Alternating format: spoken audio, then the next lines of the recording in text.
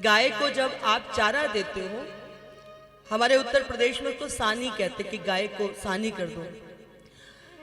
तो जब आप उस गाय को भूसा इत्यादि चारा इत्यादि खाने के लिए देते हैं तो क्या करती है, उसको जल्दी जल्दी ग्रहण करती है, पा लेती है और फिर क्या करती है, घुटनों के बल बैठ करके फिर वो उस खाए हुए को धीरे धीरे पचाती है, उसका क्या करती है, जुगाली करती है।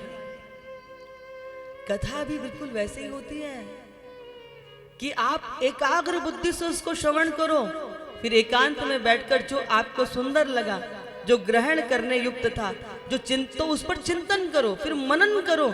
और जब हम किसी सुने हुए सूत्र का चिंतन मनन करते हैं तो वो हमारे हृदय में अंकित हो जाता है। संपूर्ण कथा में से यदि एक सूत्र भी मिल जाए तो हमारा कथा सुनना सार्थक हो जाता है।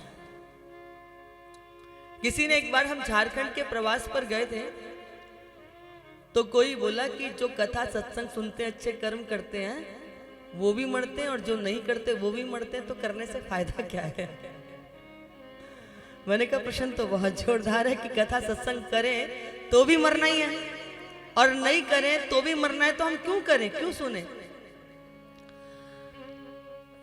तो हमने उनसे कहा, कहीं हमने एक बहुत सुंदर बात पढ़ी थी, तो हमने उनसे कहा कि आपने कभी देखा है कि जो बिल्ली होती है ना, जब वो अपने बच्चे को पकड़ती है तो इस प्रकार से पकड़ती है कि ऊंची ऊंची दीवारें बांध करके वो अपने बच्चे को एक स्थान से दूसरे स्थान पहुंचा देती है।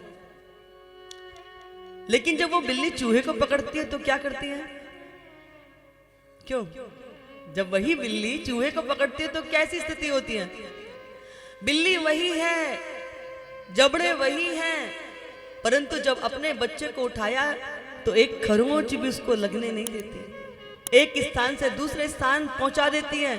लेकिन जब वही बिल्ली चूहे को पकड़ती है तो वो राजस्थान में दाल चूरमा बाटी खाते हैं ना, वो चूरमा बना देती है उसका। ऐसे ही जो जीवात्मा सत्कर्म करते हैं, सबके मंगल की कामना करते हैं, भगवान उसको अपने बालक की तरह एक स्थान से दूसरे स्थान पहुंचा देते हैं। और जिनके जीवन में बुरे कर्म होते हैं, जो दूसरों के लिए गड्ढे खोदते हैं, अमंगल की भावना रखते हैं, उनका क्या हाल होता है, वही चूहे जैसा होता है। इसलिए समझ में आ गया ना भजन करने का क्या फल है। भजन करना, सत्संग करने से हमें निर्मल मति मिलती है।